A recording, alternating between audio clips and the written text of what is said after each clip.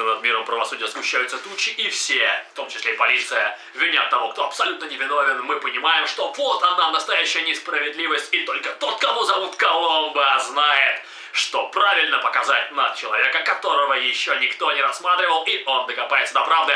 Помним эту рекламу с ОРТ, сейчас называется Первым каналом. Вообще, в категорию «Великие сыщики» у нас ностальгии вызывает достаточно много имен. Может быть, это майор Пронин, а может быть, это мисс Марпл Агаты Кристи, а может быть, Эркюль Пуаро, или же великий сыщик всех времен и народов Шерлок Холмс. Ну, без Дауни-младшего, с Василием Ливановым, награжденным орденом, британским орденом от самой Елизаветы II.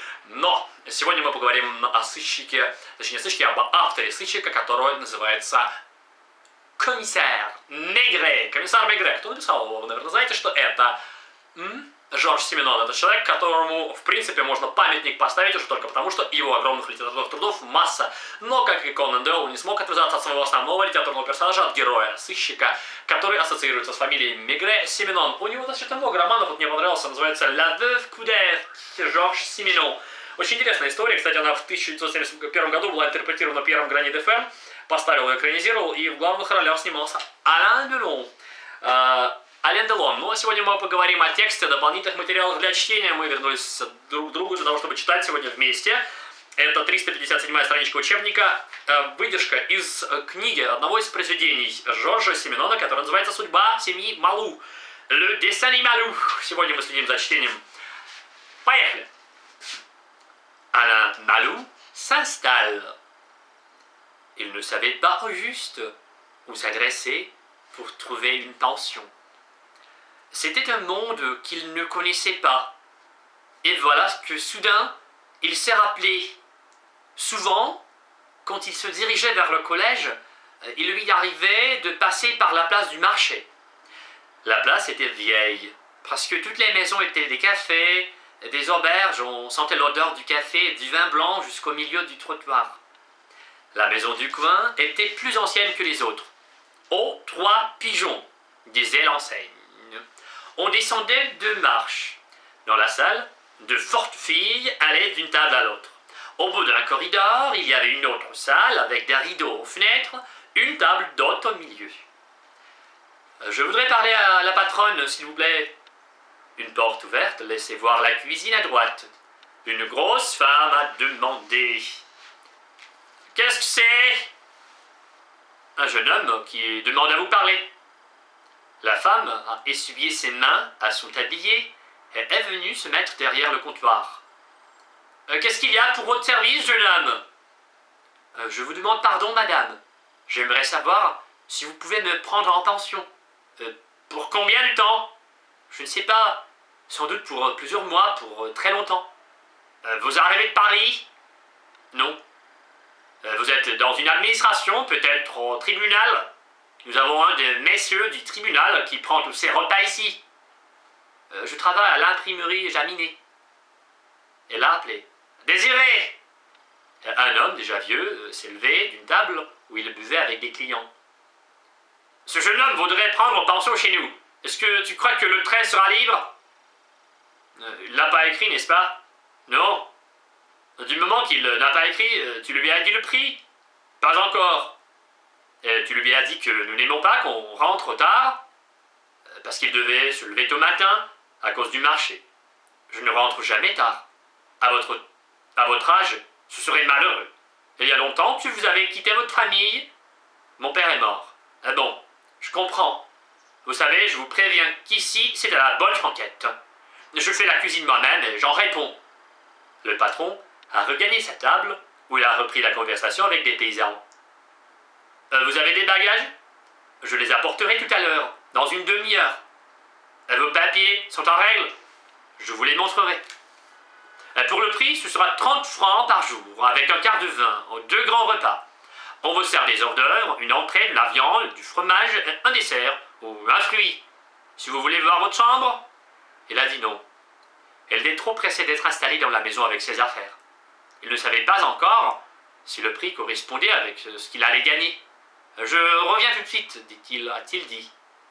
Et il a presque couru jusqu'à l'hôtel de commerce, il a arrêté un taxi devant la gare, a mis ses valises. « Aux 3 pigeons !» Il s'est précipité hors de la voiture. « C'est à moi, a-t-il annoncé. Eh ben, vous avez fait vite. Est-ce que vous voulez manger ou commencer par monter vos affaires? Ces messieurs ne sont pas encore arrivés. Vous avez quelques minutes devant vous. » D'habitude, ils se mettent à table à 12h30. « Julie, viens ici. Tu conduiras ce jeune homme au 13. Vois d'abord si la chambre est faite. » La chambre était plus grande qu'il ne le pensait.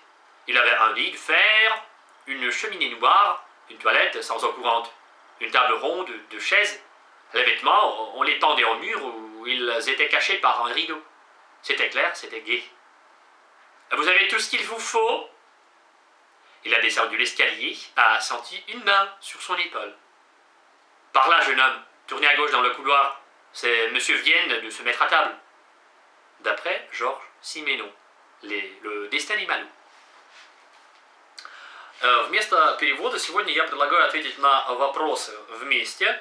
Думаю, что над переводом вы сможете поработать самостоятельно, если вы дошли до этого видео. Я искренне желаю сейчас проследить за ответами в этом тексте, отвечая на вопросы, которые даны на странице 360. Это в качестве методического упражнения, которое тоже, с одной стороны, помогает чтению, а с другой стороны, настраивает нас на логическое осмысление текста для совершенствования как навыков чтения, так и навыков говорения, к которым мы перейдем позже, отработав техническую способность правильно читать и передавать французские звуки. Итак, 360, la page 360, вопрос. Habitez-vous un faubourg de Moscou ou le centre? Ну, давайте я буду отвечать сам тогда, в смысле от самого себя, коль спрашивать приходится только себя в данный момент времени. Habitez-vous un faubourg de Moscou ou le centre? Moi, j'habite le centre. Habitez-vous un vieux quartier ou un quartier neuf? J'habite un vieux quartier.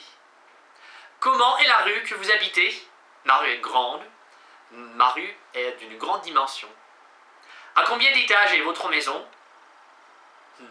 D'après le système français, ma maison est de 7 étages. À quel étage se trouve votre appartement? Mon appartement se trouve au 5e étage, selon le système français, et 6e étage, comme nous le disons.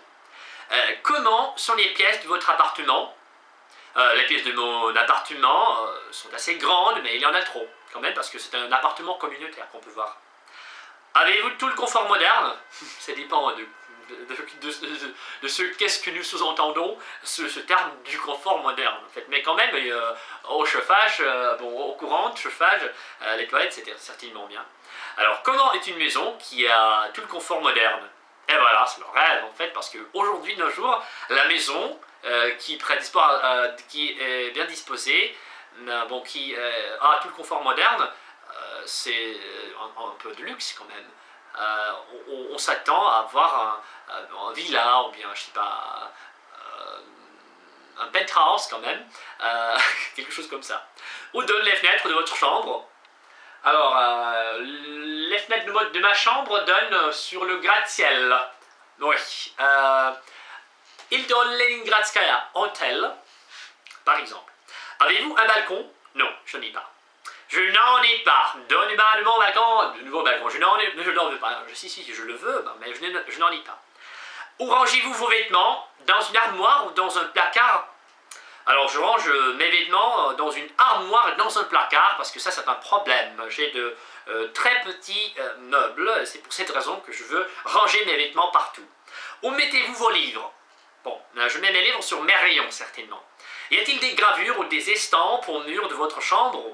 Oh là là, pas encore quand même, mais je l'espère. Avez-vous un ordinateur?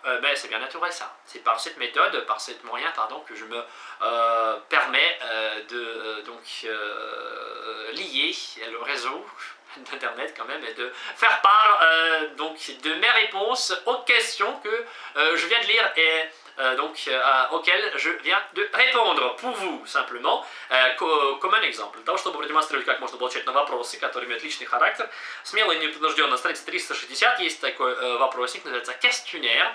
Пользуйтесь этим образцом и учите французский, продолжайте делать это.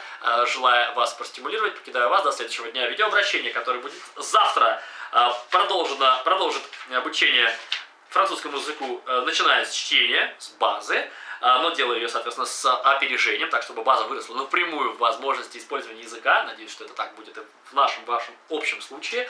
24-й день. Завтра Très bonne soirée et à tout à l'heure. Učite francuski.